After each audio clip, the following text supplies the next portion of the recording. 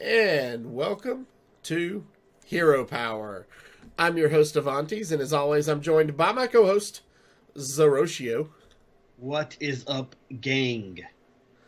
That's right. What is up, gang? It's been a pretty interesting week in Hearthstone. We got Chapter 2 of Galakronds Awakening.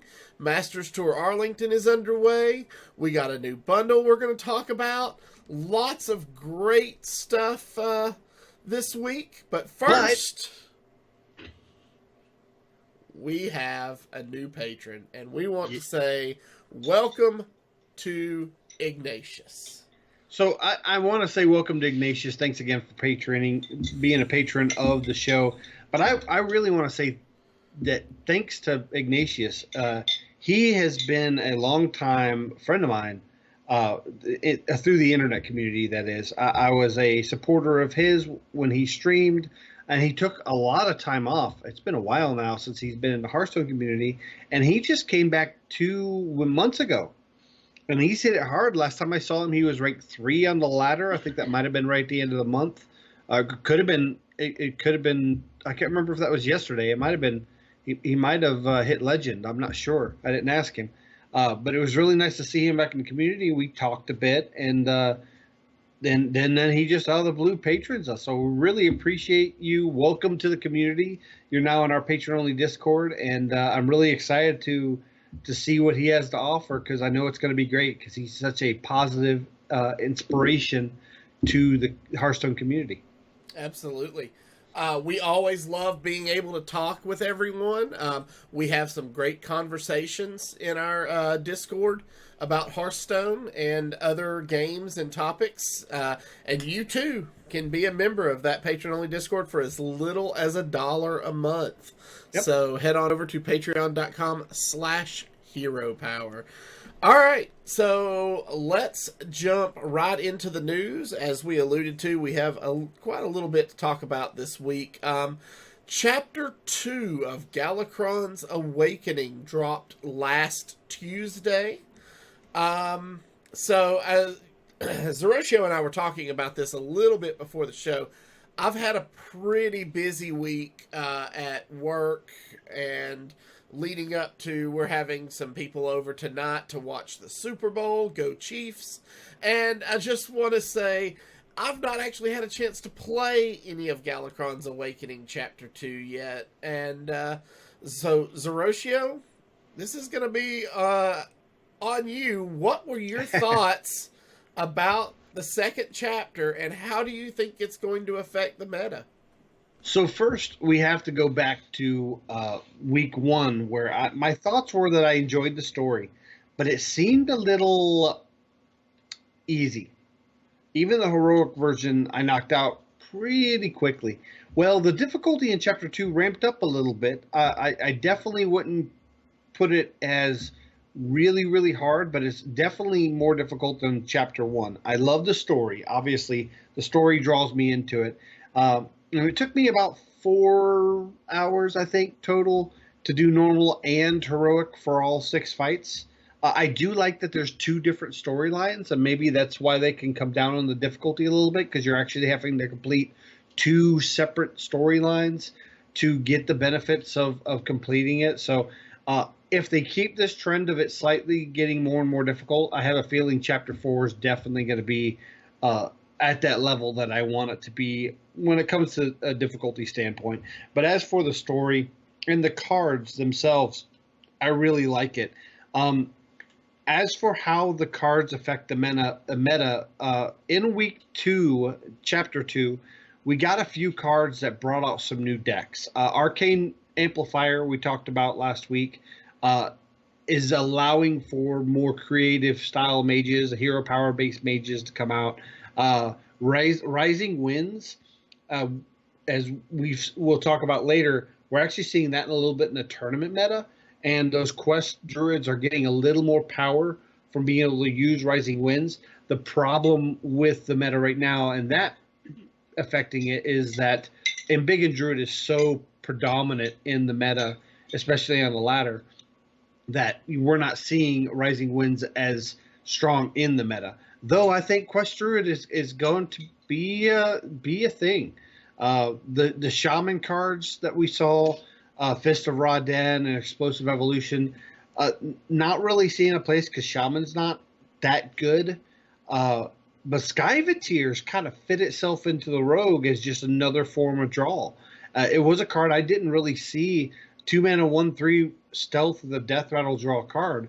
The draw card's nice, but the more important thing, it's a 2-mana 1/3 stealth, meaning it will be there next turn for your Galakron spells to be able to cast on it. Yeah, we actually saw a friend of the show, Bloody Face, running it in his rogue deck this weekend. Yep, to great success, as we will get to later in the show.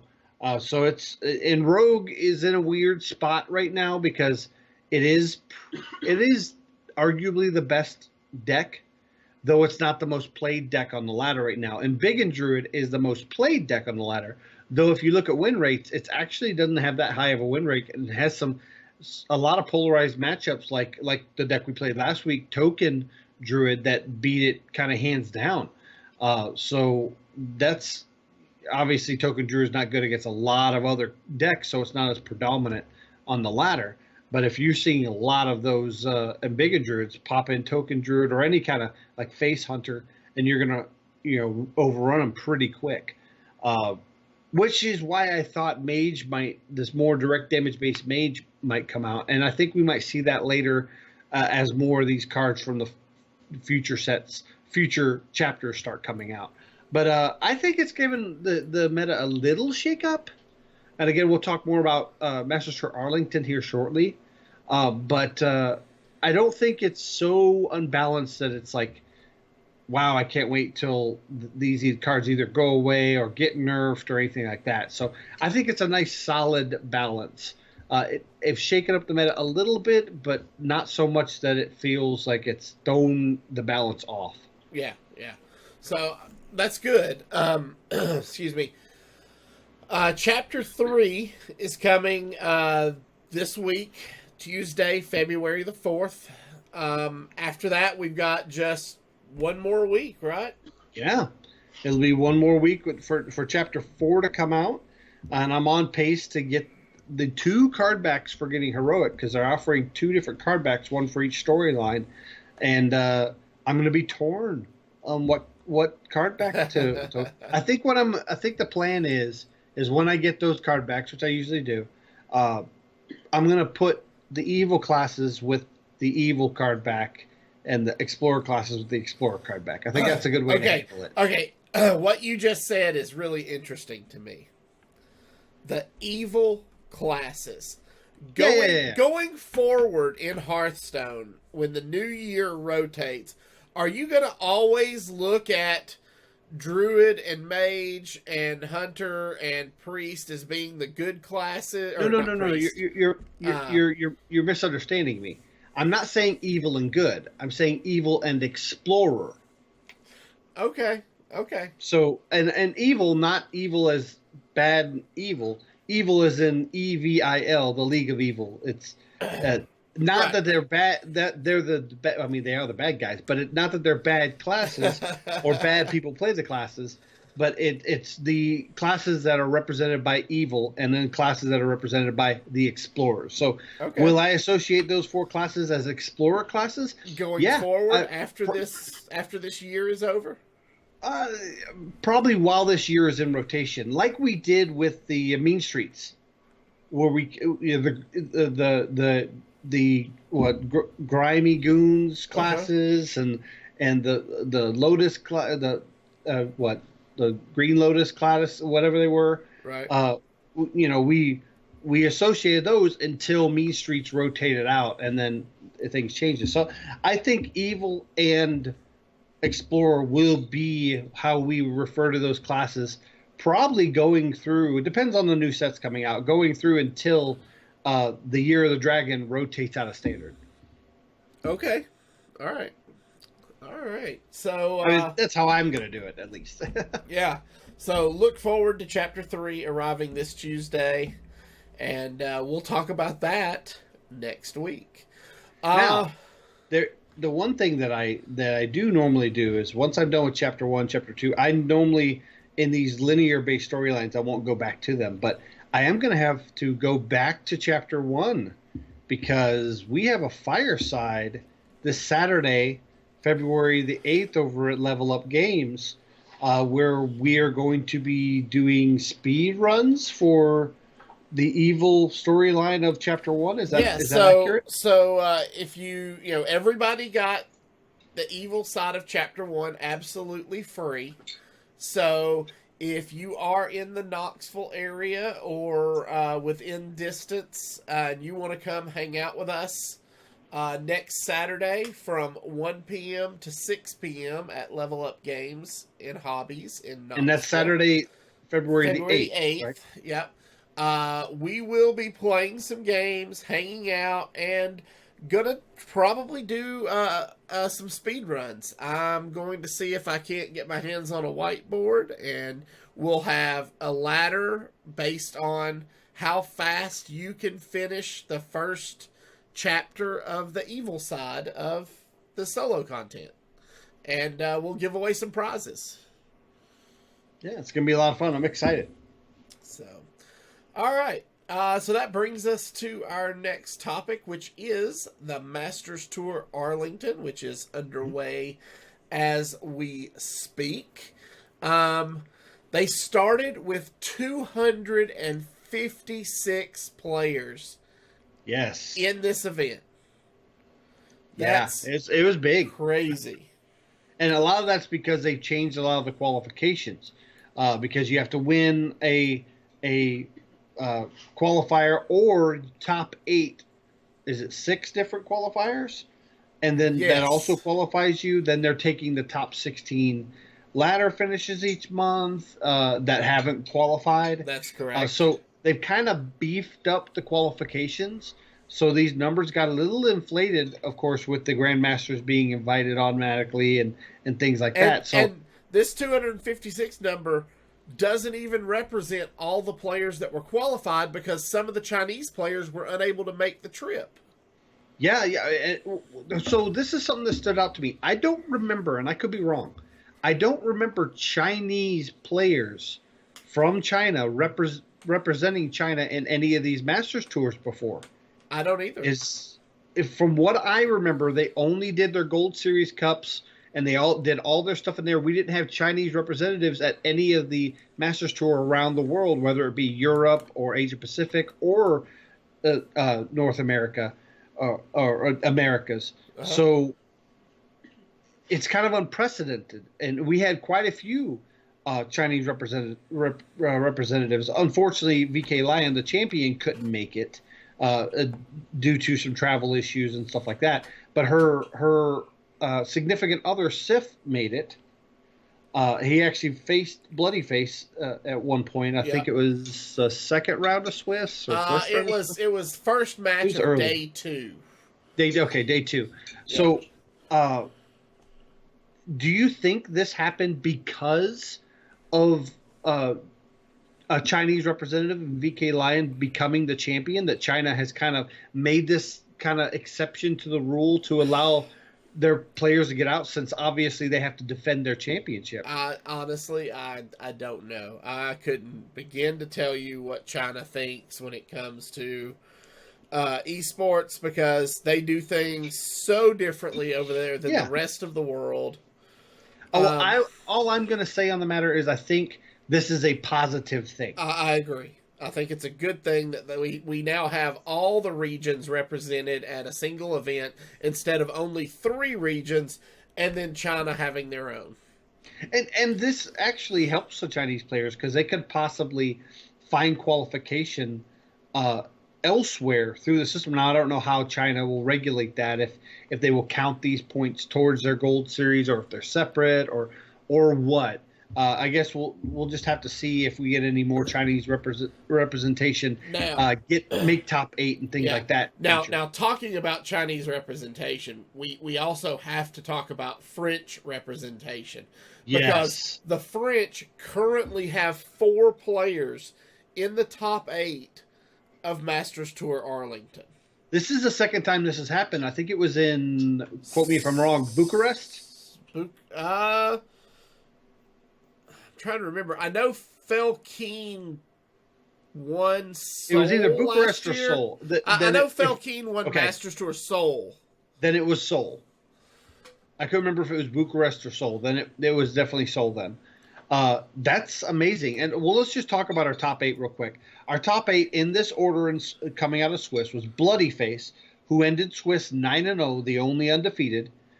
Totosh, Felkeen, Blizes, Brimful, Tis, A-Rock, and Alan Numbers. Well, Alan 870806, commonly referred to as Alan Numbers.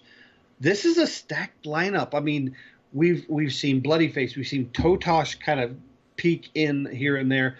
Felkeen, obviously, he's won a tour stop. I recognize the name Alan Numbers. It's 4 of your top 8 are very commonly known players. I just want to say, we don't refer to former world champion Tom 60229 as Tom Numbers. Yeah, I don't know. I don't know if that's a preference by the player. He wants to call out. I'm almost positive the casters were. I remember hearing Frodan say something about, we're just referring to him as Alan Numbers. So 60229 kind of rolls off the tongue like 90210. You know, it's like Beverly Hills. 870806 806. What do you know what numbers? I don't think the numbers after Alan roll off the tongue like other Neither does numbers. 8675309, but people remember that. It does roll off the tongue, actually. That's pretty good. But like you said, we had 4 French players in the top 8. And so far, we have a French player in the top 4. We have Alan Numbers defeating Bloody Face, much to our disappointment. But Bloody Face had an amazing run. And then Blizes, who's a French representative. And then currently we have A-Rock over Totosh right now, 2-1, I believe was the last score reported, and that is actively being played. So we don't have our top 4 yet, but we will know more about that. We'll talk about more next week about the winners and whatnot. This tournament's long, and the fact that it's long, the format seems short. So they've started each day at 10 a.m. Eastern. Yes, 9 a.m. 9 a.m. local Central time. in Arlington. Yep. That's still 7 a.m. on the West Coast. Yes. So they've started this tournament every day relatively early, and it's gone well into the evening. Now, I think they've been done by 6 or 8 o'clock every night, local time. Yeah. I think I remember the broadcast ending before 9 o'clock last night, which is kind of uncommon. A lot of times they'll go pretty late, but a lot of times those tournaments are either in another region or they're in California. So it's a 3-hour time difference. Some of these matches have been going an hour and a half easy. Well, there's a lot of control players, and there's a lot of aggressive decks being ran by control players.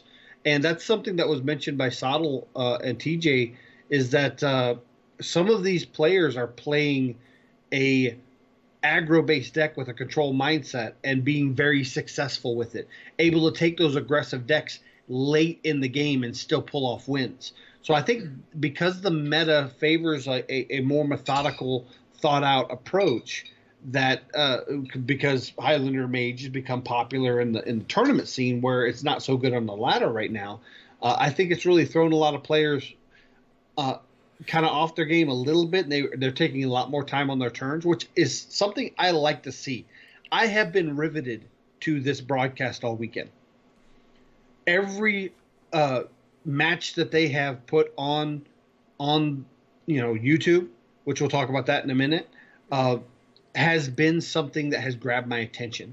Also, they've done a really good job with the production side. I know there were some complaints about some of the graphics, but for flow, they've done a good job of having a game, letting the players take a quick break while they talk about it, doing a very short 2-minute, which is normal broadcast time, commercial break. Yeah. And a lot of times they'll come back from those breaks, which on Twitch, they come back from the break and there'd be a 3 or 4 minute timer left to the next round, where there's like 30 seconds with this broadcast. So it seems, while it's taking longer for the rounds, it does seem like the broadcast is smoother and more paced. Now that could be a marketing a broadcasting strategy where they're making sure that the sponsors are getting their allotted amount of time, and that the broadcasts are going long enough to justify the sponsors' involvement. We see T-Mobile getting a sponsor spot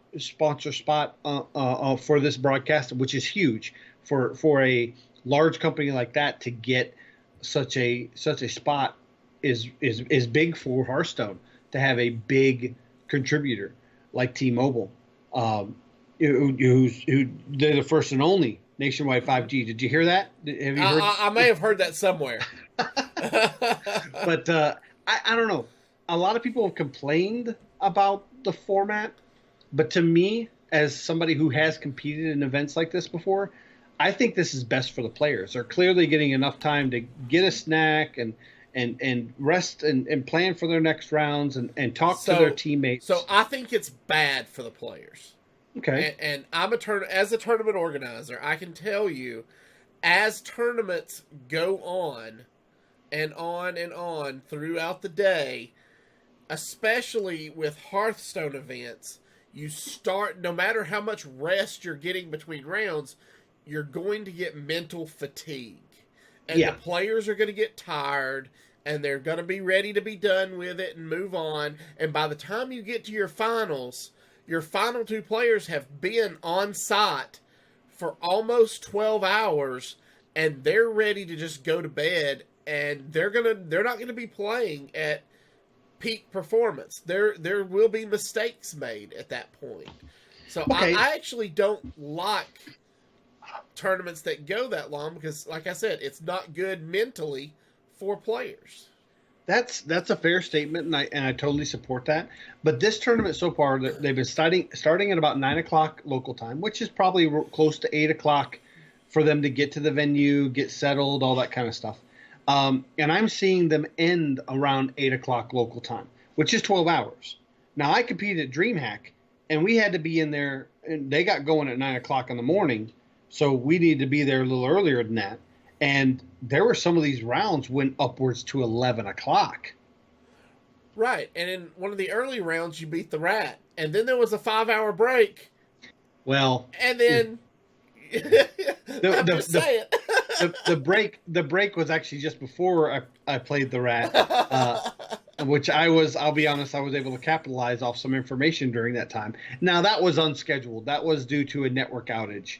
And I'm not talking about the time that night. The next night is when they went really long. Again, there were some, issues with the network there, but these type of things always happen at events, whether it issue with network or certain games go a lot longer than expected, or a various number of issues happen.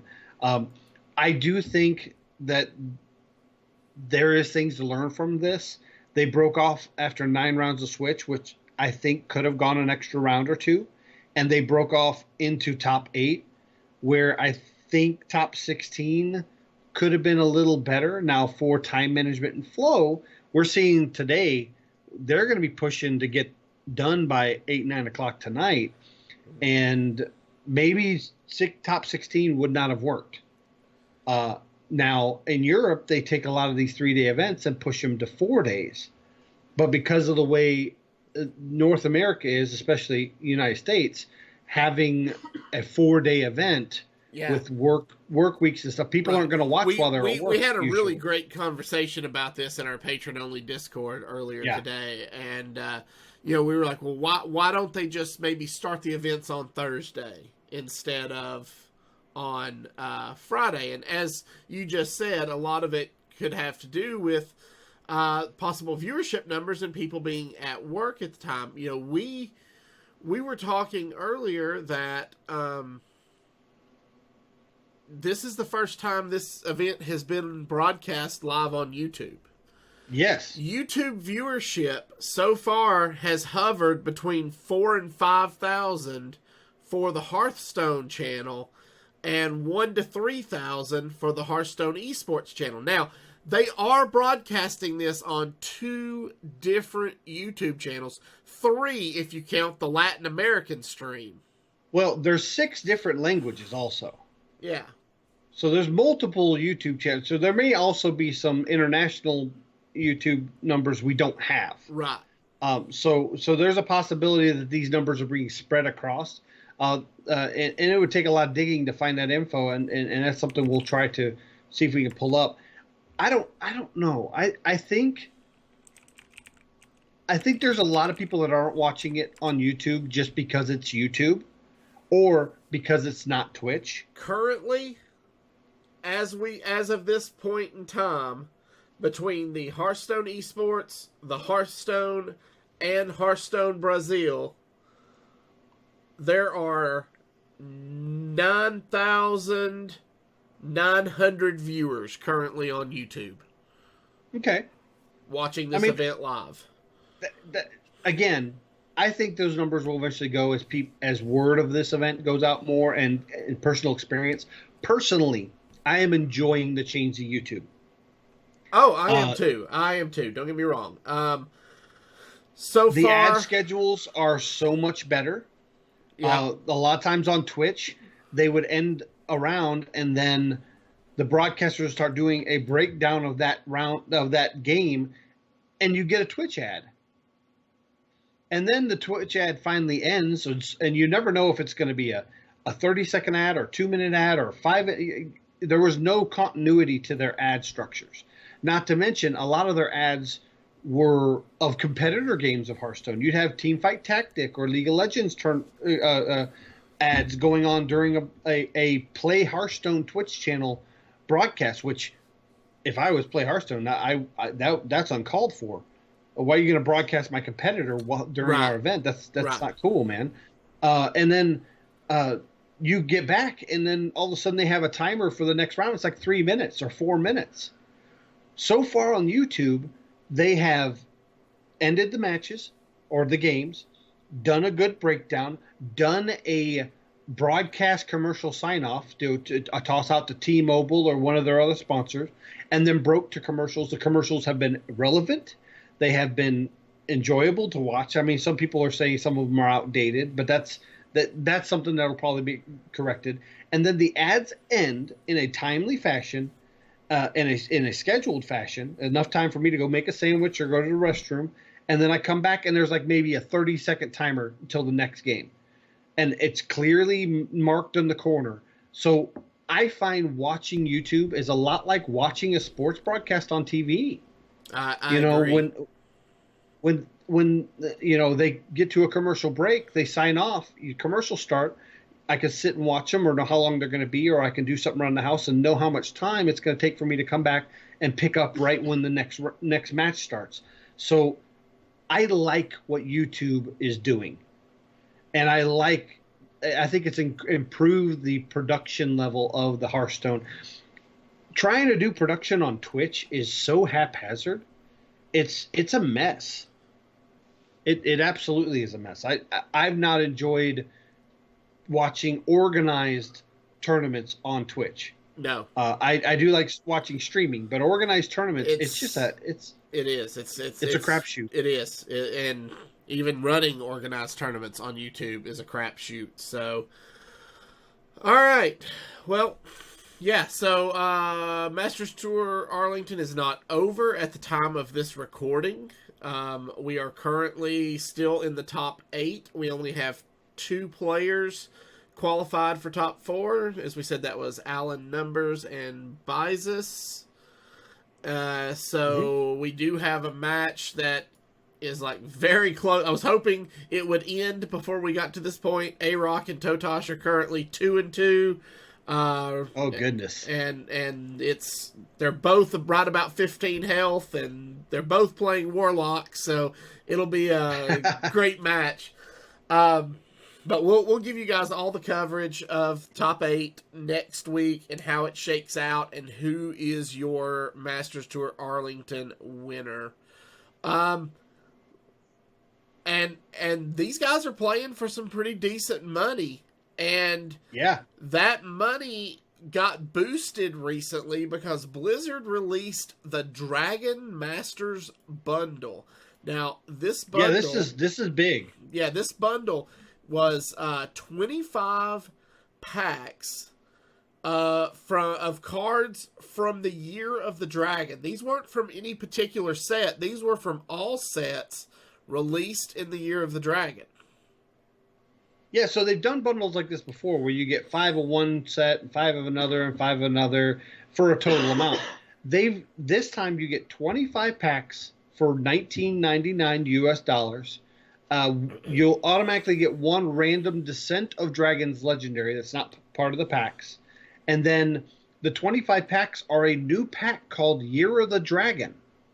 So you can get any card for any of the 3 sets released in Year of the Dragon. That's Rise of Shadows, the second one.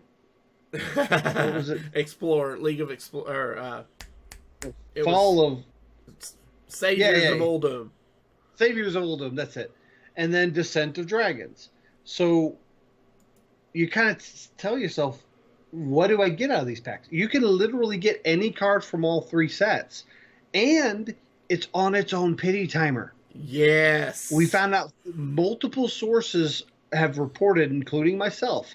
And again, I didn't need these, but I wanted to support the esports. A portion of the proceeds all go towards boosting this prize pool, including Arlington. Now the availability of this bundle is till the 11th. So what they'll do is they'll retroactively adjust the prize pool once they see how many people bought this bundle. Actually, they were trying to raise $3 million to go to prizing, and they announced they hit that goal in the first 24 hours of this bundle being out. That's awesome. So, like I said, it has its own pity timer. So you're guaranteed to get a legendary within the first 10 packs. Also, you'll get a legendary out of all of the 3 sets of Year of the Dragon that you do not have. So it will look to see.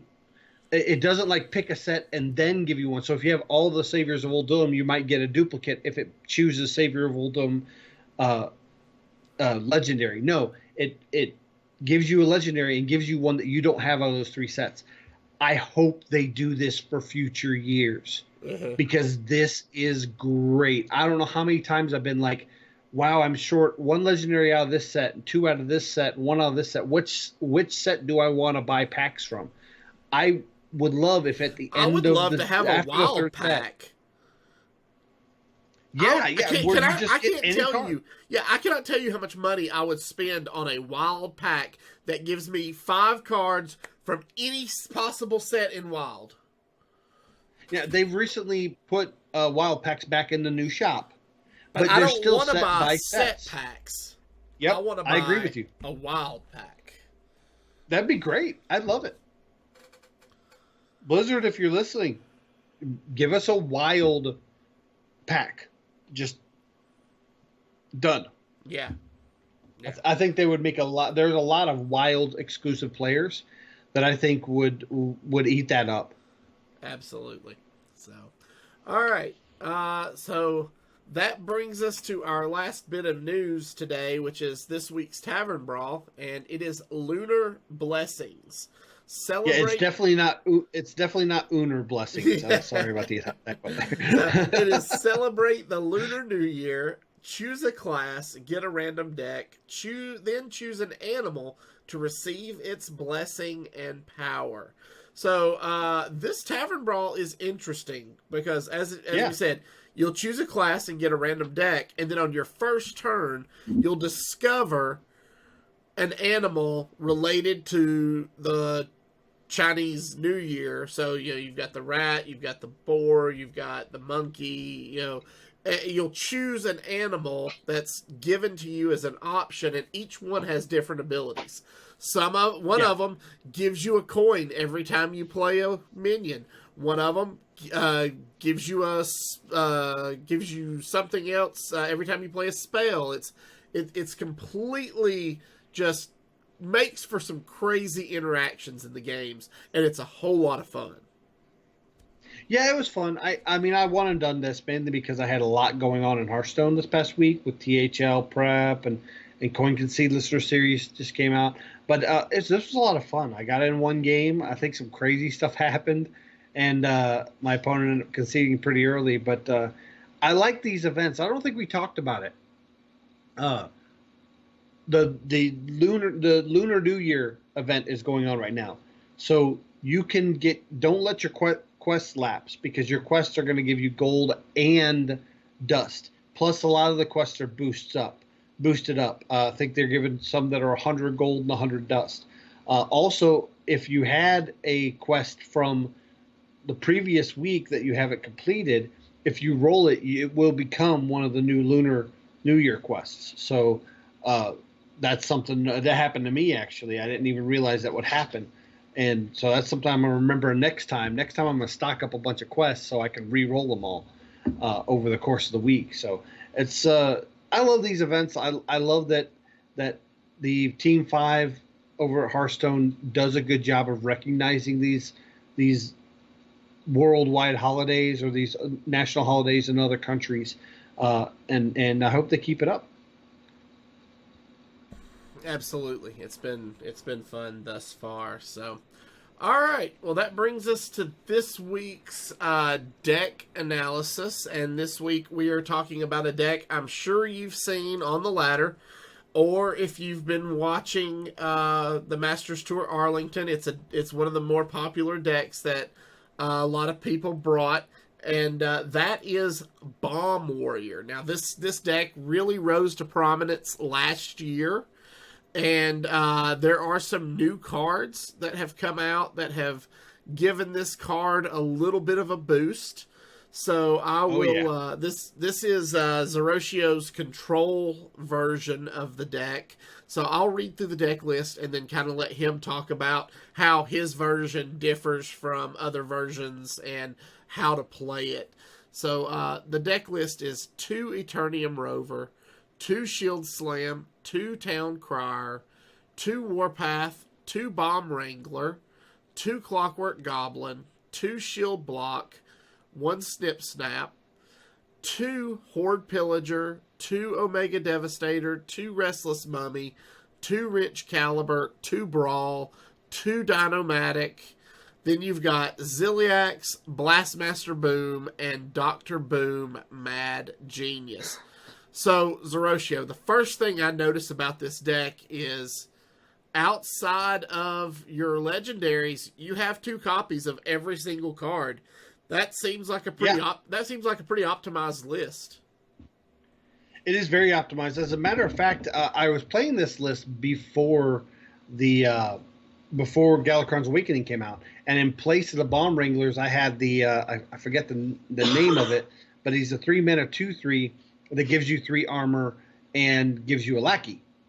So it was a little more control based, and it allowed me to have more armor. But when I saw Bomb Wrangler come out, I was like, this just goes in that spot and gives me a little bit more agency against decks like Warlock. Bomb Wrangler on 3 is perfect to sustain your board because a lot of times your Warlocks will go, let them put a couple small minions down. I'm just going to Dark Skies the board. I'm going to draw the first 2 turns and then Dark Skies on 3. Well, they can't Dark Skies with a Bomb Wrangler in play because it's going to put a bunch of bombs in play and then do more damage to their face, which they're using their hero power to draw. So it just speeds up that clock to lethal. Also, Horde Pillager is huge because you have 2 Wrench Calibers in here, which equate for 6 damage each as well as 2 bombs each. So each Wrench Caliber is about 16 points of damage, roughly. Well, that's 32 points of damage with 2 Wrench Calibers for 4 bombs and 4 swings of 3. Well, then you put 2 more Wrench Calibers in play with Horde Pillager twice. Now that's 64 possible damage out of just your wrench calibers and horde pillagers, not counting the 4 damage the horde pillagers represent. So just those 4 cards alone represent a huge amount of sustained damage over time. And then of course, all of your mech packages, Blastmaster Boom with the rushing capabilities of Dr. Boom Mad Genius, Dinomatic, and Omega Devastator just keep that board clear, so that it's not so much about getting good tempo on the board so that you can go face. It's keeping that tempo on the board so that your opponent has to deal with your board, and they just slowly take damage from bombs over time. There you go.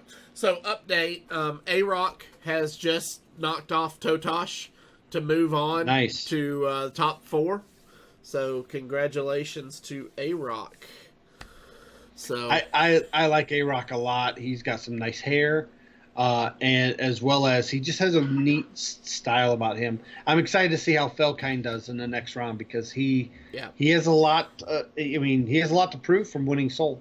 But yeah, like I said, on this deck, it's good when you see Highlander on the ladder. Highlander Mage and Highlander Hunter hate seeing this deck. Because you're putting multiple bombs in their deck, which wrecks their Highlander abilities. Yeah, because Highlander Hunter really doesn't hate Galakron Warrior so much. But the minute they start seeing bombs get shuffled in their deck, they don't know what to do. Yeah. You basically stall out a number of cards in their deck. Their Dragon Queen Alexstrasza is just an 8/8 for 9. Their Zephyrus does nothing. I don't know. I just really like this deck. It plays my mindset, but also has an aggressive nature to it. All right. Well, I look forward to seeing this deck in action. Pulling up Hearthstone now. So, any last minute things you want to shout out before we end the audio portion of the show? I mainly just want to say that this is the time of year where we start questioning things about Hearthstone. What's in it for esports? What's going to happen in the next year? Is it going to be year of the rooster, year of the unicorn? We don't know. And we start questioning whether Hearthstone has the longevity to be that game that we keep playing in 10, 20 years, like Magic the Gathering was for a lot of players. I think this Year of the Dragon, the end of Year of the Dragon, this is the most solid I remember a year ending out. We're happy with the solo content. Esports still has some question marks, but they've already given us some news on extra Masters Tour stops. I have less questions coming into April coming up than I normally have at the end of a January, beginning of a February. So I think Hearthstone's in a really good spot. They've recovered from some bad publicity with the Blitzchung stuff and stuff like that, which that suspension should be wrapping up in March, I believe. So we should see him in the Grandmasters come April. I'm happy where Hearthstone is right now. And after Hearthstone being around, 6 years now? I just think that because it came out 2014 when it was an open beta. Yeah, no, 2013 was closed beta. Open beta was the beginning of 2014, and it launched in March. So we're hitting 6 years of full launch time. 7 years if you count the beta. So I think it has the longevity. I mean, look, we've been doing a podcast, for 209 episodes now? 4 years? Yeah, we did our first episode in October of 2015. 2008 was what episode we're on now. So I think it has the legs, and I'm happy where it's at. I know a lot of people have left the game and left the communities, but honestly, this is where a lot of these type of games kind of hit their end cycle, and I think Hearthstone has the legs that Magic the Gathering has had, and could go another 10, 15 years without having to be redesigned. Yeah. All right, there you go. All right, gang. So if you are joining us on Twitch or YouTube, please stay tuned as we move to the live play portion of our show. If you are listening via our audio podcast, we would like to thank you for joining us. And remember, you can follow us on Twitter at HeroPower_cast. And you can find all of our past episodes on YouTube at youtube.com/ECMMOGamers or over on our website at HeroPowerHS.com. If you enjoy the show, you'd like to help and support and improve it, you can do so by joining our Patreon over at patreon.com/HeroPower, just like Ignatius did. We will see you all again next week. And don't forget to use your hero power.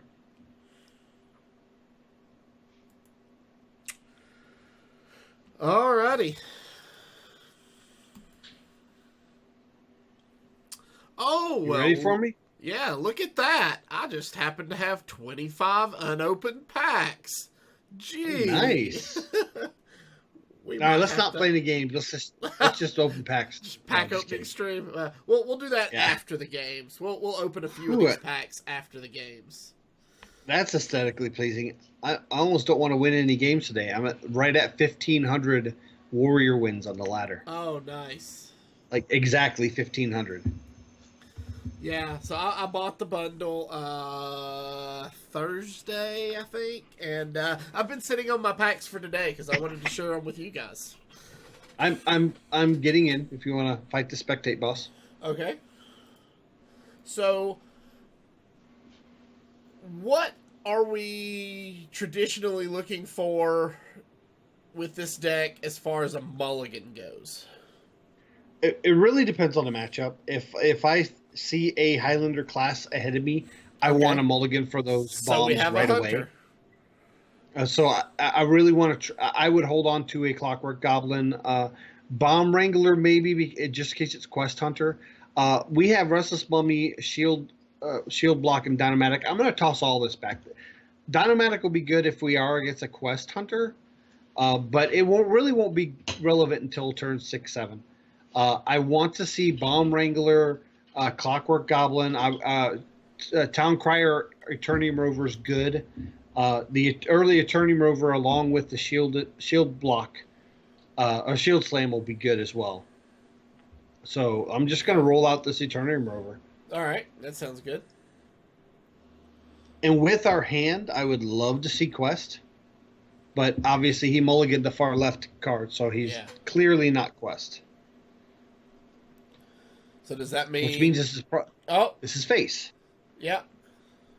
This is good because we know he's going to concentrate on just hitting that hero power, so that gives us time to armor up. I'm just going to armor up and hit his face. Hero power, swing face, pass turn.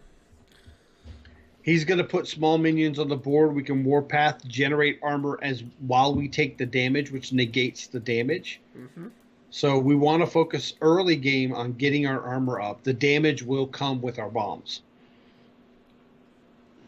All right, so that's one turn of his quest. Ooh, Blastmaster Boom will look good. So far, we'll get 2 bombs into the deck.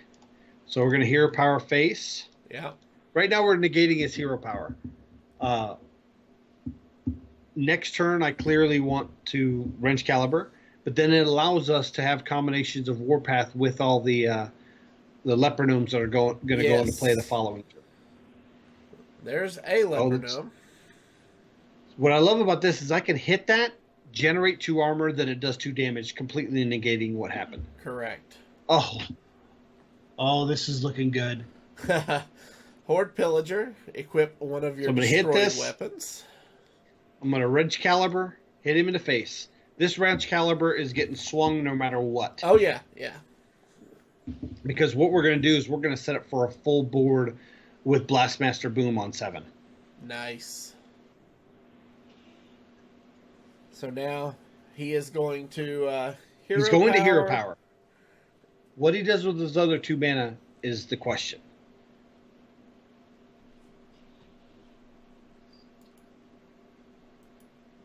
Oh, wow. He's not hero. He's going to coin hero power. Okay. He was hoping for Huffer, clearly. So all these gnomes are going to come out. Yep. Okay. So what I'm going to do here is I'm going to warpath once. Let's hit Leok first. Okay. I'm going to hit Leok I like first. that. Yeah. I'm going to warpath. Go face. Hero power. And then we're done. Now, you'll see a bunch of damage done to our face. And then we also get armor. So it's like we're 24 right now. Yeah. This sets up for a pillager armor up next turn. We can deal with whatever puts out in play with a weapon. And put another bomb in his deck. And yet another bomb, and then follow it up with Blastmaster Boom on 4. Yeah. Which even if he gets one bomb to go off, we'll get another swing, so we're guaranteed to get 6 boom bots if we have the space on the board. There's the the Huffer. Yeah. Our weapon's gonna Do we want to go clear that with our face? I don't know.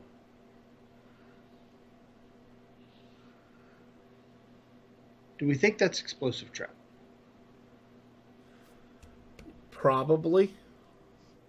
So let's swing face. They're just trying to do as much damage to face as possible. Yep. Let's swing face first. See if it's explosive trap. No, it's freezing trap. Okay. All right.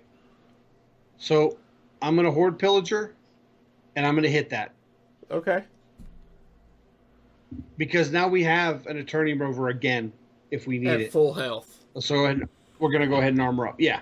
I mean, it's 3 mana, but if we have, say, a Warpath to go along with it, we could build up a bunch of armor off that 3 mana. Yeah. So there's the second. If it was explosive trap, we would have shield slammed that Huffer. Okay. There we go. That's the second one. So now we basically... This is great. Yeah. See what they get. Second secret. Now, do we think that one is... It probably is explosive trap. So, but I still think we blast. I was going to say, I think we play the Blastmaster Boom first. Okay, so that's there's only 3 bombs in the deck. Yeah, but it'll give us 5 bombs. Okay. Because we only have space for 5. But it'll be a bunch of damage going to his face. Yes, it will.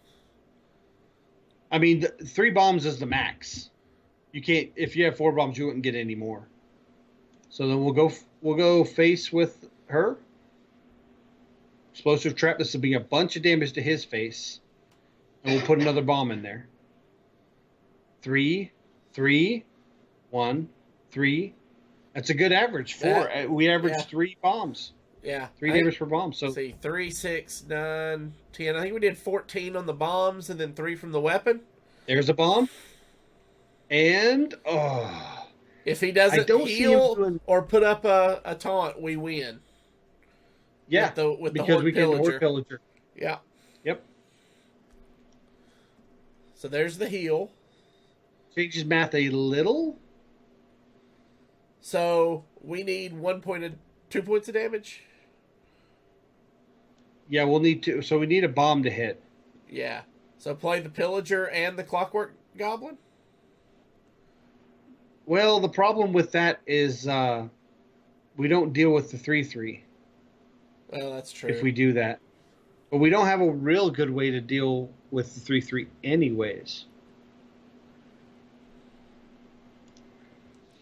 So if we hit this with our face and armor up, it's essentially only taking 1 damage. 1 bomb wins us the game regardless. So we're relying on 1 bomb no matter what. Right. There's 2 in the deck, and if you play the Goblin and attack with the weapon, we're putting 2 more in. So that would be 4 out of 20 cards. A 1 in 5 chance. Okay, so we'll go ahead and play another Goblin. And then I think we just hit the Life Drinker. Yeah, I think so. It's because it puts a bomb in no matter what. And he might not be able to find that little bit extra damage. Let's see if he hits a bomb. Nope. Doesn't hit a bomb. So now, can he kill us from 8? Yep, can. Leroy. Yeah, he got us. And this matchup does come down to that a lot because you're both kind of racing. So this is a tough matchup, but it's not unwinnable. As we saw, all we needed was one more lucky draw or unlucky draw, depending how you look at it. Yeah. And we would have won that game. So obviously, your Highlander Hunter, you get a higher chance of winning because it's Highlander and you're watering down his deck. But I think we played everything right there. Okay. I don't think we could have squeaked out an extra 2 damage somewhere.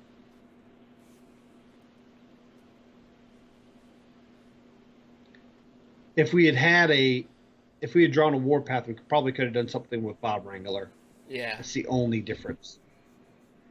Okay, so Paladin. If it's Holy Rat Paladin, we're going to have time for him to draw all those bombs. But in the event that it's an aggressive Paladin, which I've seen a lot of, we're going to want that early clear. So we don't need Horde Pillager, but I like Eternium Rover, Warpath, and Bomb Wrangler in our hand. Because we're going to want the small incremental sustained damage as well as that stickiness of Bomb Wrangler and the armor generation of Eternium Rover. Okay. Because the aggro, the more aggressive Paladin is a lot of 1 health mechs. Okay, Crystology, Yeah. which both decks run. Yeah.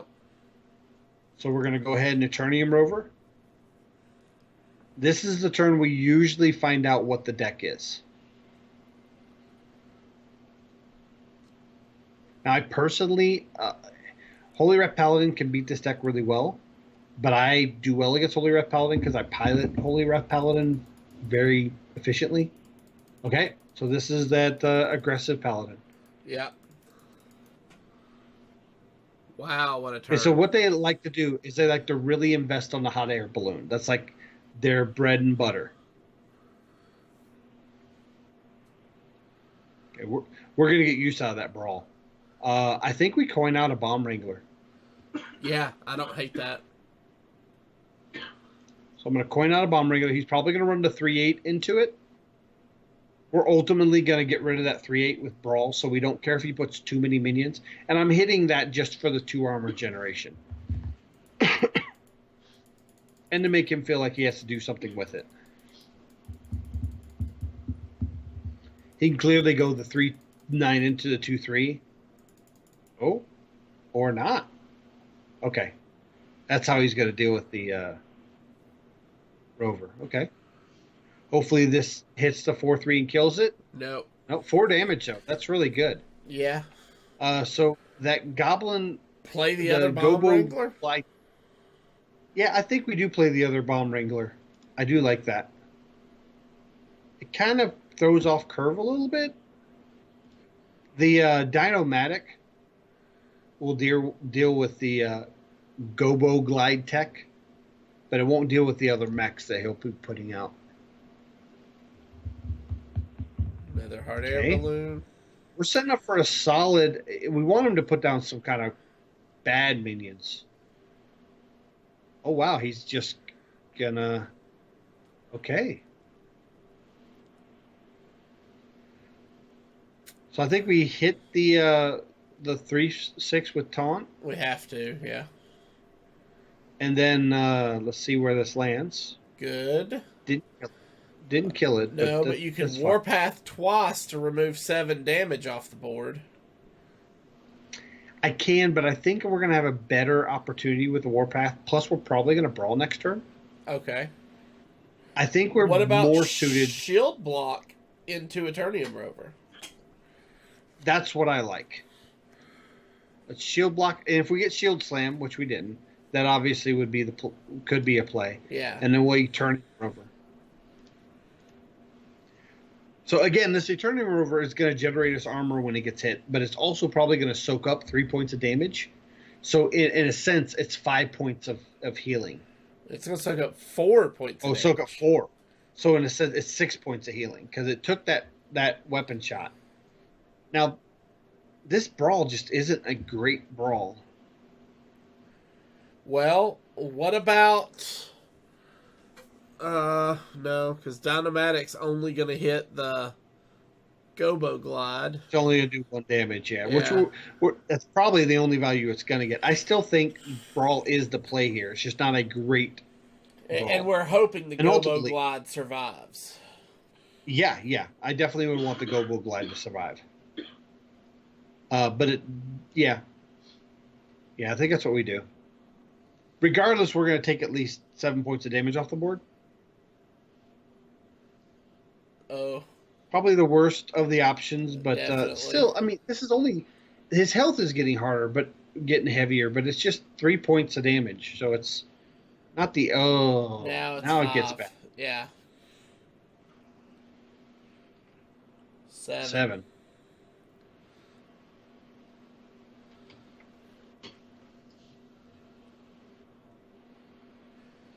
All right. There's a Zillion.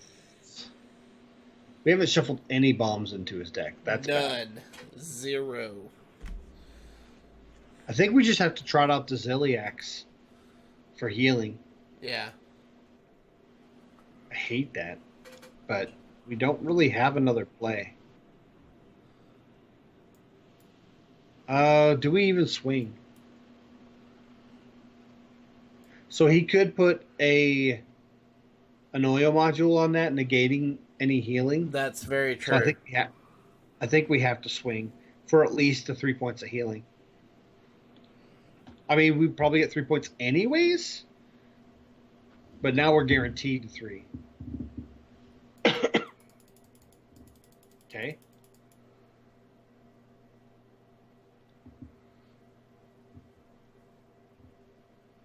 Hopefully he swings at our face. We don't have... Oh, I was fixing to say we don't have any real hard removal, but that would... We do. It's just that's turn 10. Yeah. I think we play the Dynamatic and Armor Up. This will probably take a weapon swing.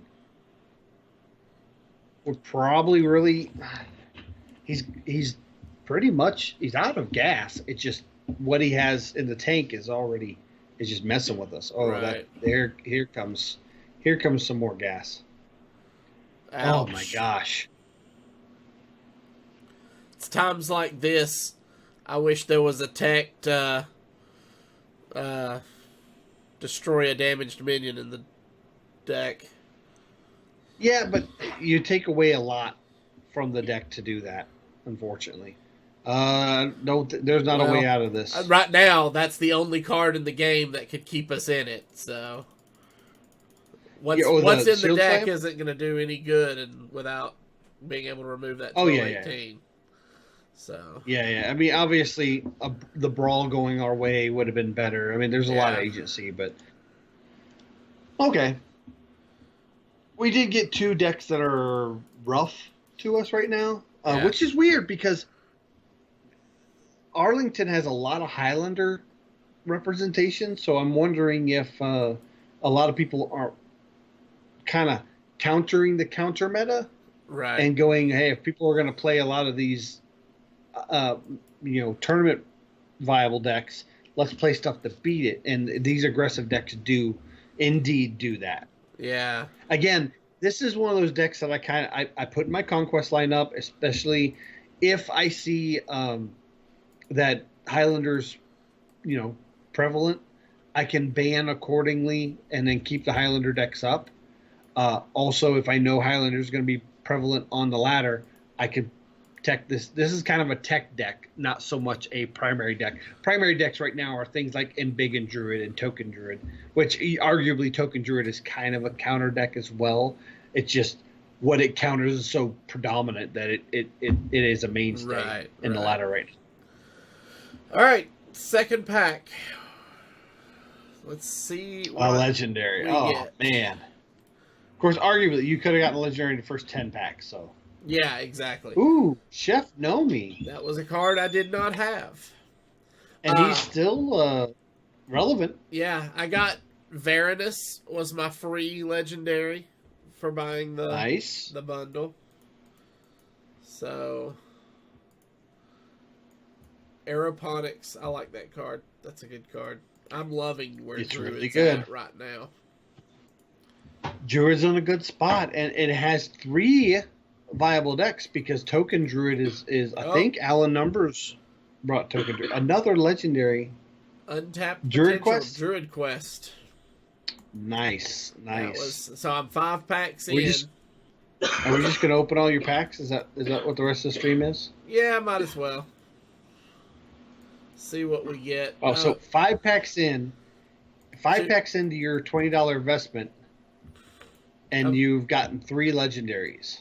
Including the free one, yes, that's correct. I mean, free. It was part of the $20. Well, yeah, so I guess. You paid $20 and you've gotten 3 legendaries so far. So that's pretty good. I think I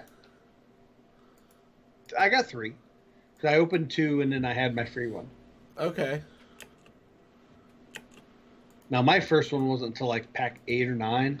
And then I got the last one like right before it ended. So it does look like, it hasn't been confirmed, but it does look like it's on its own pity timer according to a lot of the other players and your Hearthstone resources like HS Top Decks and things like that have reported that according to their data, it seems as if it's on its own individual pity timer. If they do this for the next year coming up, that would be obviously they wouldn't do it until there's enough sets. Right, they do it at the end of the year like they did with this one, probably in January of 2021. If Blizzard Activision is pushing Hearthstone to do more sales to increase their revenue of their product, I think this is a good way to do it. I think it's a fantastic way to do it. Instead of just shoving more packs that we already have down our throat and trying to convince us to buy them and putting little like portraits and card backs and stuff to them, I'd rather them just do big bundles like this. Yes, that include everything. Yeah, 3 possible sets, drawing cards from 3 possible set pools out of 1 pack, I think is awesome. And I would love to see more of that. It could open up a possibility of maybe early on, before there's 3 sets in the year, doing a standard bundle where every standard set outside of classic and of course basic shows up in there, where you would get the Year of the Dragon packs and then maybe the first set or the first and second set that came out, and then once all 3 sets have come out in the year, then rotate it to this bundle, Year of the insert name. Yeah, I mean, I'm not saying don't give us the option to buy specific set packs anymore, because I still like to buy set packs when a set releases, but to have that option to go, oh, I have 100 gold laying around, I already have bought a whole bunch of packs of that set, I'm going to buy a standard pack, or I'm going to buy a wild pack, just to see what I get. This type of pack kind of benefits both newer players that maybe or free to play style that don't have a lot of options. I'd love to be able to buy this pack with gold. Don't have a lot of options for each individual set. Yeah. And or they're late risers to the game. And then also the whales that have invested a lot of money but maybe are missing an epic here and a legendary out of this set and maybe a few cards out of each set that they spend money on the game, but they don't feel it's worth buying that set's pack because you're only looking for 1 or 2 cards. Exactly. Or now if you buy this Year of bundle or if they change it to like a standard standard pack, then you're opening up that now you can get these 6 or 7 cards that you're missing, which is where I'm at because I do invest in the game. Because I'm a content creator and I have to have these cards to be able to make decks for the show every week. So I think this is good. It's a positive change that also satisfies making the company more money, which is not often what Blizzard – usually if they're making a change to make the company more money, the community see it in a negative way. Right. And I don't think there's a lot of negativity with this. So far from what I've heard people say, they love the fact that there's a Year of Dragon bundle. Yeah. So, all right, guys, that's going to do it for us this week. If you have any questions or comments about the show, please email us at heropowerpodcast@gmail.com. Hit that subscribe button below on YouTube if you've not done so already, and give us a follow on Twitch to be alerted when we go live. And if you are interested in checking out our patron-only Discord, head on over to patreon.com/heropower. And until next week, good gaming. Bye, guys.